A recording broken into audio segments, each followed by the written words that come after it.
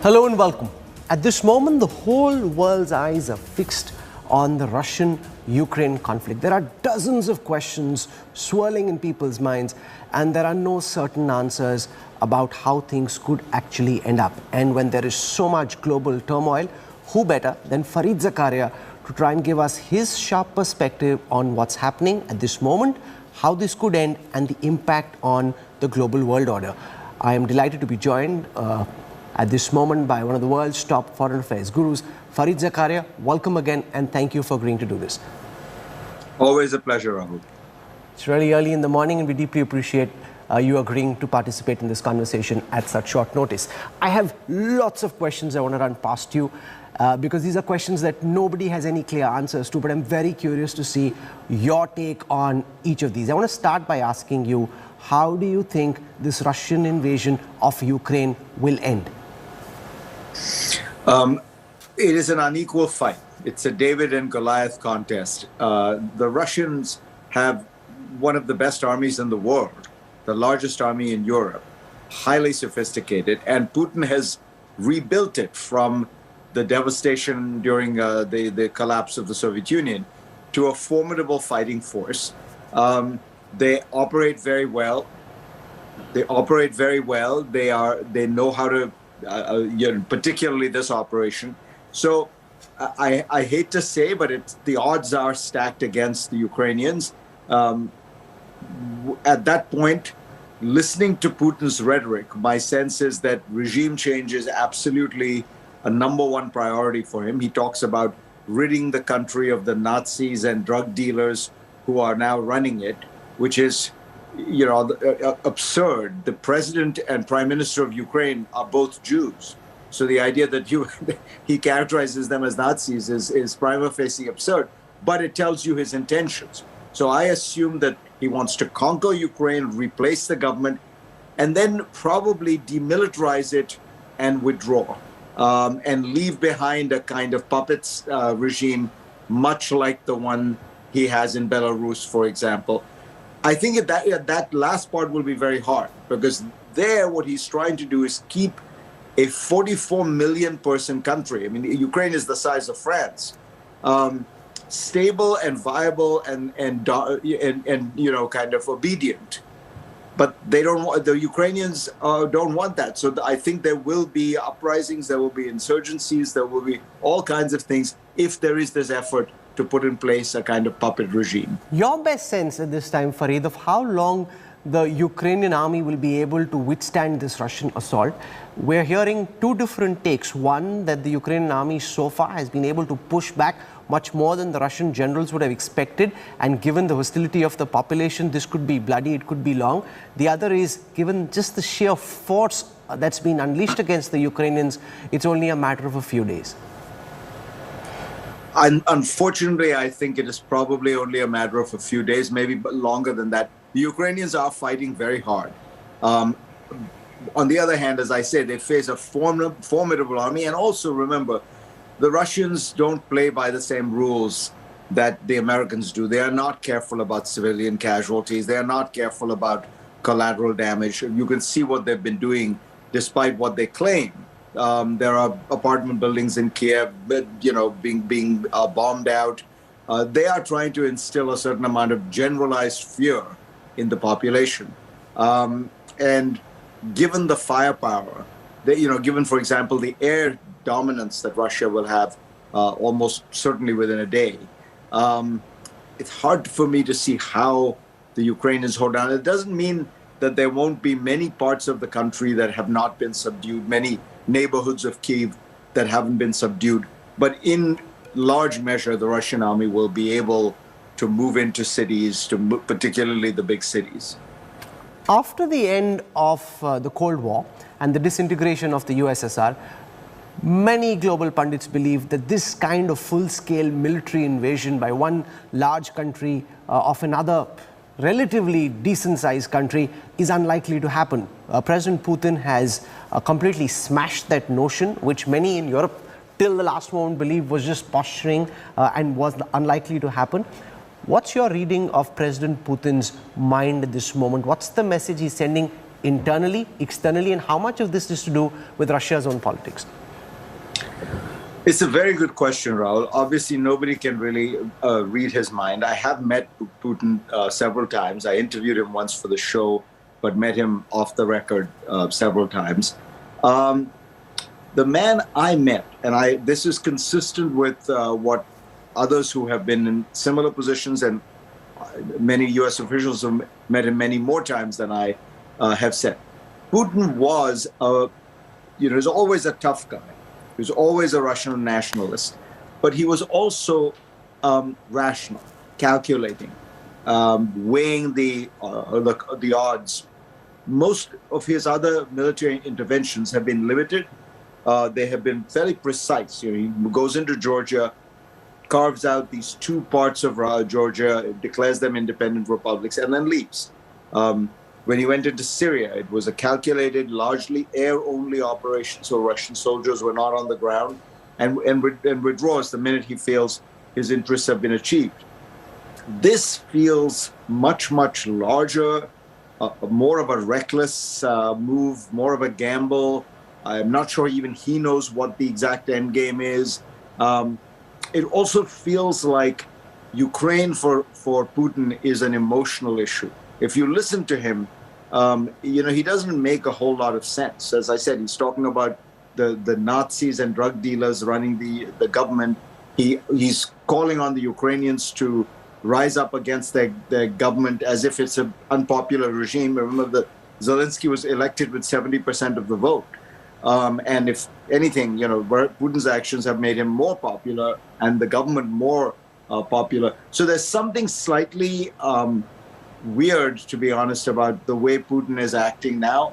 It feels more emotional. It feels that Ukraine is neuralgic for him. And it feels as though he has not worried too much about the fairly significant costs. He could have got the thing he wanted, Ukraine not being a member of NATO. He had already got. The Europeans had already made it clear that they were not going to go along with that. The German chancellor told Putin this in their one-on-one meeting, that, look, Ukraine is not going to become a member of NATO for the foreseeable future. So that was not enough for Putin. What he needed was the destruction of an independent Ukraine and the subjugation of it. And that's a different goal. And as I say, that seems like a goal that is more about a romantic, emotional idea of uniting Russia. He sees himself as a great Tsar. And one of the things the great Tsars did was add more territory to the Russian Empire.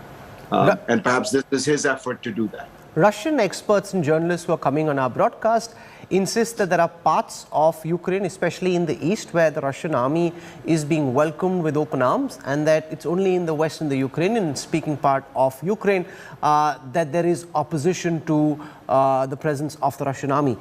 Your broad sense of how, in general, the people of Ukraine view this Russian invasion, and is it true that large parts of the population actually don't mind Russia's presence quite as much as the western part of Ukraine does? Ukraine is a complicated country. The Crimea, which Putin annexed in 2014, was both Russian-speaking and largely pro-Russian. And the people in Crimea were glad to be part of Russia because, remember, Crimea was always part of Russia. It was in a rather bizarre moment given to Ukraine in the 1950s by Khrushchev. Then you have the eastern part of Ukraine, which is largely Russian-speaking. It is not, by the way, a majority of Ukraine or anything like that. It's about 7% of Ukraine. That is a little bit more complicated. There are Russian speakers there, but that doesn't mean they're pro-Russian, and that certainly doesn't mean they're pro-Putin.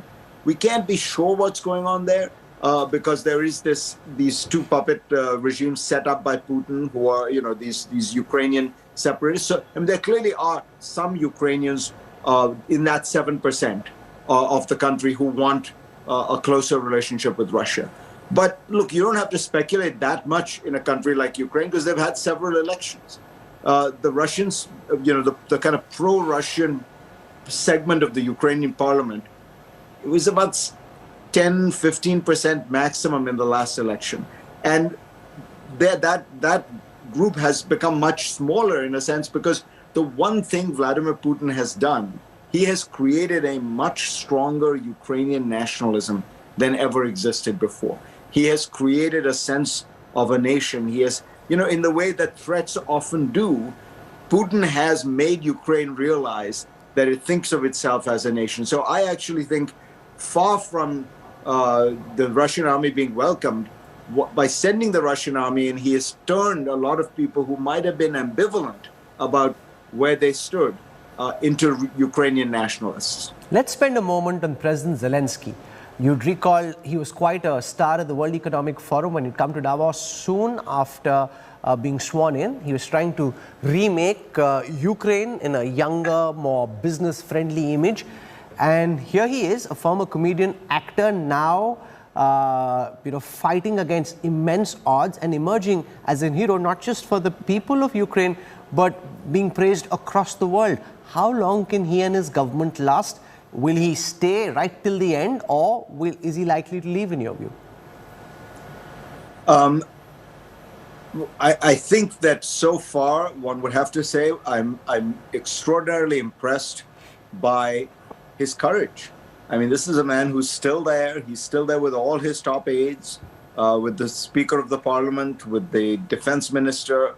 They are all in Ukraine. The former president of Ukraine, Poroshenko, as you probably saw the video, is out with a volunteer group with rifles. This is a very different situation than Afghanistan, if you recall, when Ashraf Ghani got on a plane and left. So I think that one has to be impressed by Zelensky's determination and courage.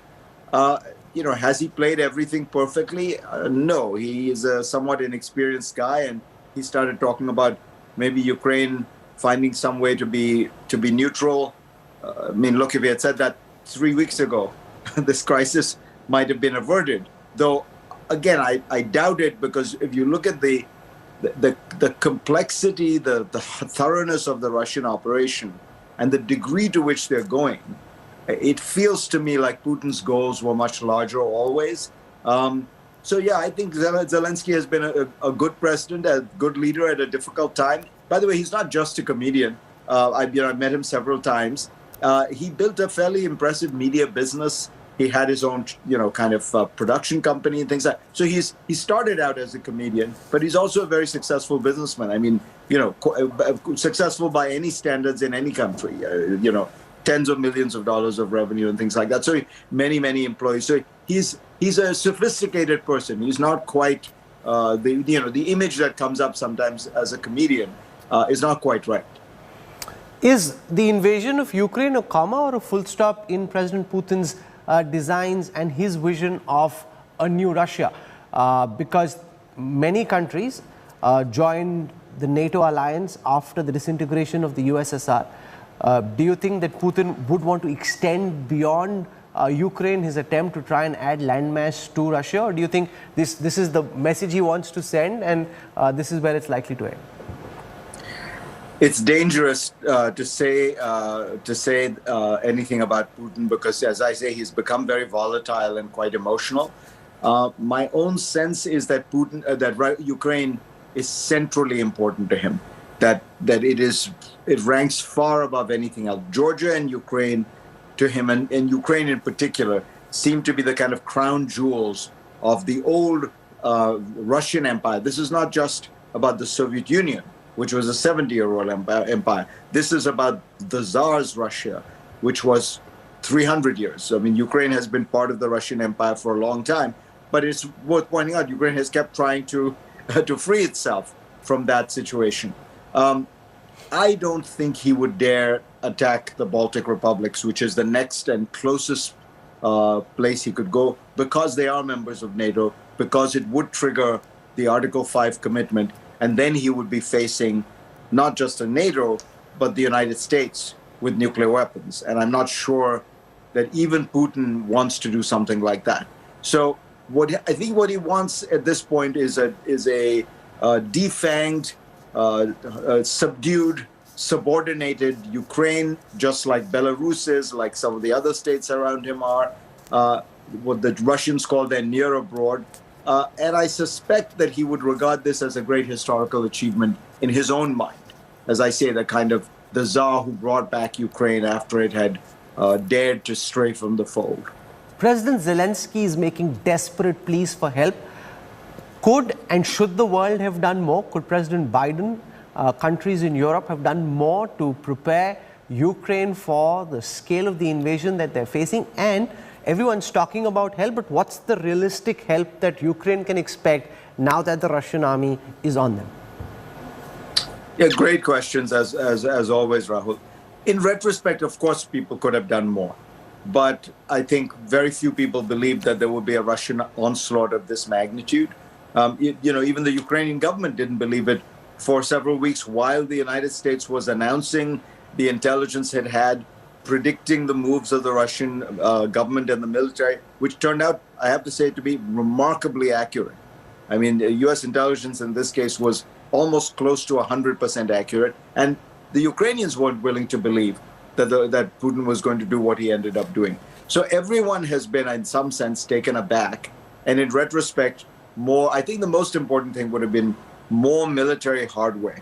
It would not have deterred the Russian attack, but it could have helped Ukraine defend itself. One of the things that seems to be very effective has been the Javelin missiles, which allow, they're essentially anti-tank weapons, and they have allowed ordinary Ukrainian soldiers to be able to attack Russian tanks. It changes that David-Goliath equation a little bit.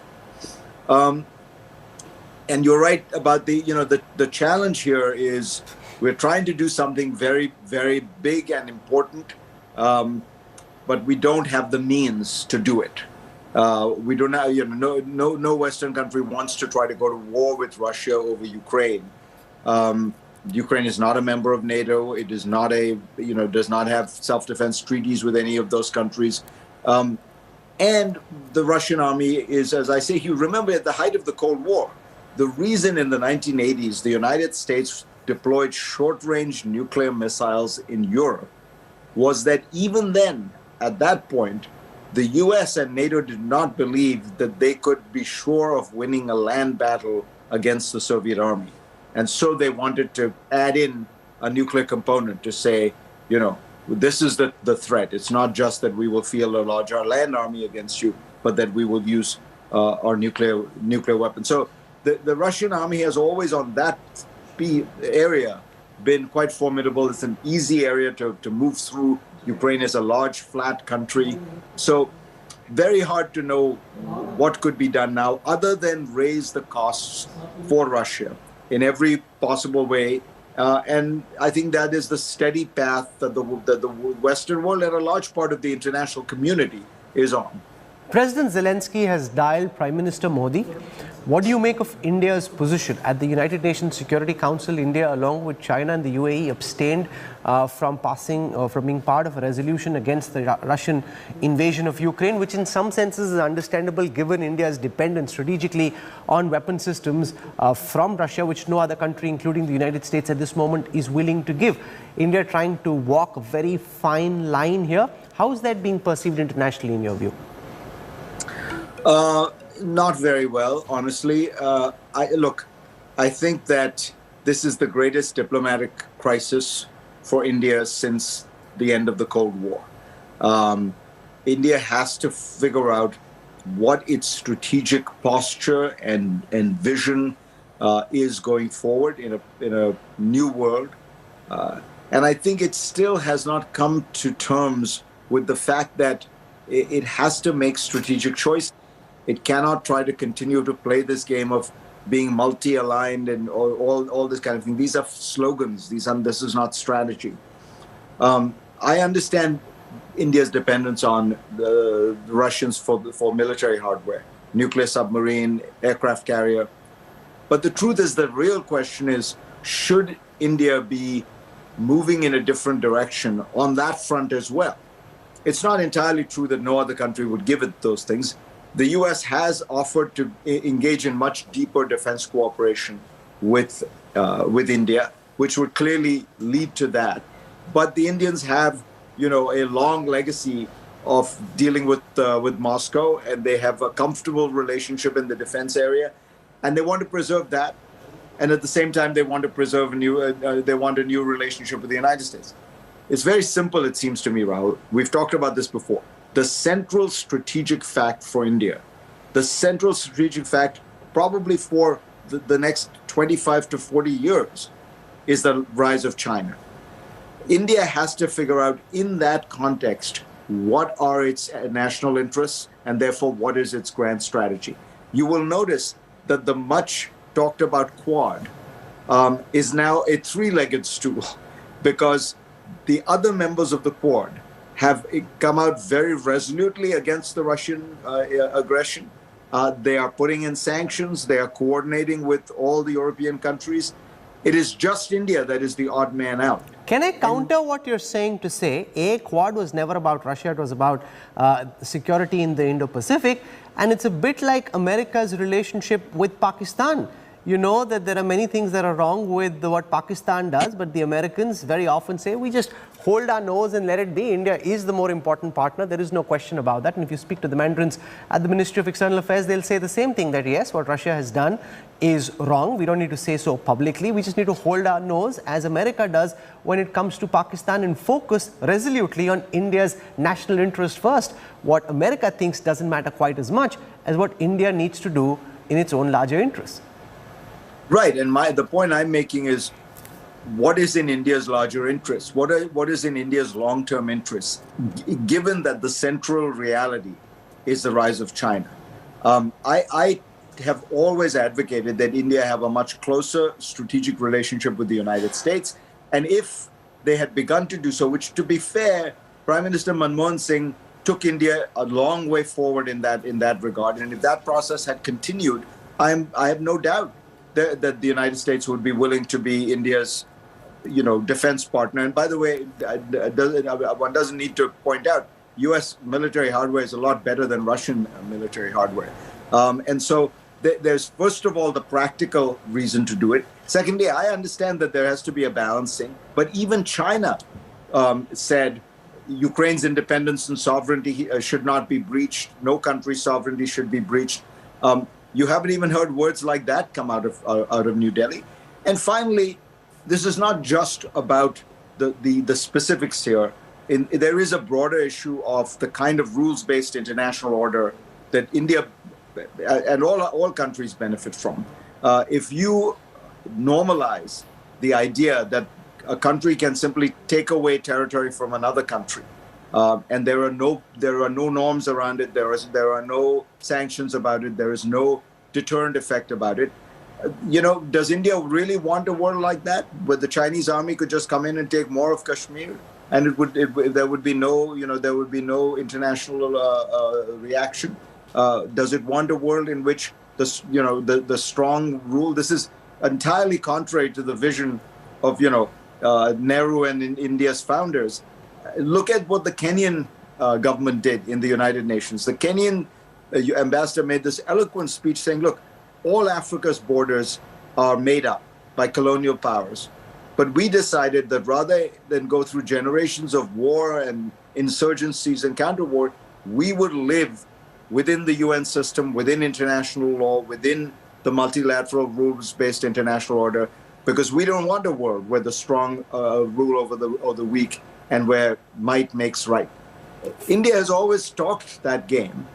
Surely this is an important test case of how it should walk on this, as I say, on this most central issue. It's not a minor issue. This is going to be one of the defining events for the post-Cold War world. And let's face it, India is on the wrong side of it. Farid, you spoke of the Chinese army coming into Kashmir and taking parts of Ladakh. I think what we've seen during the Galwan fistfight is that if the PLA came in, they'll get as good as they give. And therefore, that message has gone across to Beijing as well. They've amassed their forces. India standing up with the belief that in a battle like the one that we're facing with China, you're on your own. And in the manner in which the United States didn't ultimately come to Ukraine's rescue, nobody will come to India's rescue if it had to take on the PLA. And therefore, in that very complex situation, India must do what India must. Well, look, of course, India must defend itself. And what the Chinese did in that case, as you and I talked about, was totally illegitimate. But international legitimacy matters. International accountability matters. These are not bogus concepts. Look, Rahul, this is a major violation of the rules-based international order. But let's keep in mind that international order that was set up largely by the United States after World War II has held remarkably well. If you look at the 75 years since 1945, there are very few instances of countries changing borders by force, acquiring territory and annexing it by force. This was something that was routine in international life. If you look at the 100 years before 1945, this was one of the most common things that happened all the time. A province like Alsace-Lorraine, which borders France and Germany, went back and forth between those two countries 4 times in 70 years.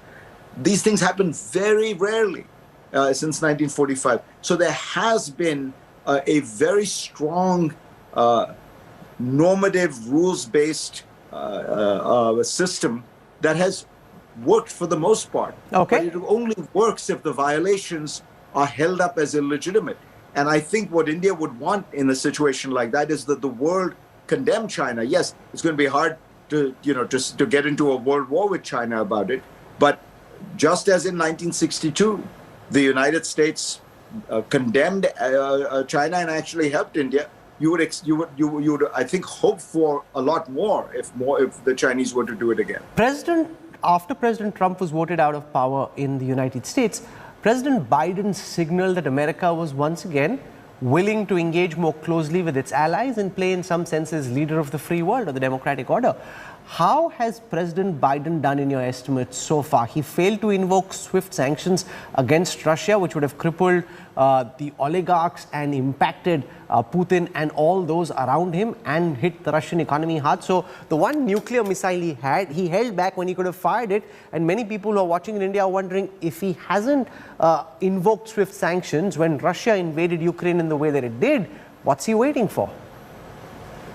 I think they've played a difficult hand reasonably well. They have tried to mix a degree of deterrence with a degree of diplomacy. They offered Russia several diplomatic off-ramps at several points. They enlisted the Europeans to do the same, Macron and Scholz. So I think there was a fairly strong deterrent component and there was a fairly strong diplomatic component, which is what you'd want in a situation like this. And now that the Russians were not deterred, they are trying to pile on the costs. You're right that he has not invoked SWIFT. And as you probably know, because this has been well reported, the Germans and the Italians basically refuse. And SWIFT can really only be put in place with European approval. The Italians want to continue to be able to sell their luxury goods to the Russians. The Germans worry about their energy relationship. So, look, everyone is trying to do what they can without incurring too many costs on themselves. I think it's a mistake. I think that this is such an egregious violation that it is very important that it be called out, that it really undermines the rules-based international order. And if it's important that Russia pay a price. I would like to see the Biden administration surprise us with some of the countermeasures. So far, it's all been fairly predictable. And it's the Russians who have surprised us with the brazenness of their advance, of the totality of their military moves. What the West should be looking for is what could it do that would surprise the Russians? The part of what's going on here is that there is a Russian elite that denounces the West, denounces the United States, but keeps all its money there, buys all its houses there, sends its children to go to school there. There is this extraordinary grand hypocrisy in Russia, where they all want the fruits of the Western world, Western life, Western civilization, but while denouncing it during the day, they are enjoying it in the night, and that process has to end. That process has to be called out. If Russia wants to live as an isolated pariah state, that's its decision. But there should be some way to force them to have to come to terms with this hypocrisy. Before I end, Farid, I want to ask you about the impact that the Ukrainian invasion of Russia, by Russia could have on China. We know President Xi has signaled quite clearly that he would like, before his term is over, to win back the Taiwan Straits, to win back Taiwan and to show that he's been able to unify mainland China. Will Russia's invasion of Ukraine embolden President Xi to make a bid for Taiwan, especially given the fact that neither Europe nor the United States came to Ukraine's help? In a word, yes. How could it not, right? It would embolden him because you are seeing the fraying of this rules-based order. That's all that's restraining him in a certain sense, because he knows that the military has the capacity to do it. What is stopping him is the moral, political, and perhaps economic costs that China would pay in doing it. China and Russia are different. Russia is basically turned into a kind of geopolitical rogue state. If you think about the invasion of Georgia, if you think about the way in which it intervened in Syria on behalf of Assad, while Assad was killing civilians, actually assisted him in killing civilians, bombing civilian targets. The Russian government goes out and kills its dissidents, even if they're in Germany or Britain. That's very different, it seems to me, from China. China is not a declining power desperately searching for some way to pump itself up into a kind of moment of glory. China is a rising power that it continues to rise economically, technologically, is looking for greater political influence that comes out of that. That's a much more difficult different challenge. And China has, so far at least, again, been fairly rational and calculating in what it does. It is not. I mean, there's no example like Ukraine or even Georgia that you've seen with regard to China. But without any question, this would embolden China. This would make China feel that there are no restraints left, that the barriers to entry for bad behavior in the international system have been lowered. And that's one of the reasons why I think India should think very long and hard. Does it want a China on its border? Does it want to live with a China for the next 30, 40 years that is far more powerful than India and feels completely unrestrained by international law, by international legitimacy, and by international rules? Farid, I've asked you all kinds of questions to which there were no easy answers, and I don't think there are too many people in the world who could have given as much sharp insights as you have over the past half hour. Deeply appreciate you taking out time. Enjoy your chai. I thought you'd be a black coffee person in New York, but I see you still have your Assam chai going. Assam tea with hot milk, as exactly as my father used to have it, and taught me to do it in Bombay 35 years ago, 40 years ago. So no matter which part of the world you're in, there's always a bit of India you carry with you, which is why it's so terrific to have you back on India today once again for your really sharp insights on this Russian invasion of Ukraine and what it means for the world. Thank you, Farid. Always a pleasure. That's Global Foreign Affairs Guru Farid Zakaria trying to answer some of these questions which have been in people's minds over the last few hours. We will continue getting you the best coverage from the world over, especially from an Indian perspective on this Ukraine invasion by the Russian army. Let's now take you through our plan for the next 1 hour where we'll give you a sense of what's happening in Moscow, we'll give you a sense of what's happening in different parts of Ukraine, and we've got reporters all across Hungary, we've got reporters in Romania, we've got reporters in Poland giving us a sense of the effort that Ukrainians are making to try and make their way out of Ukraine.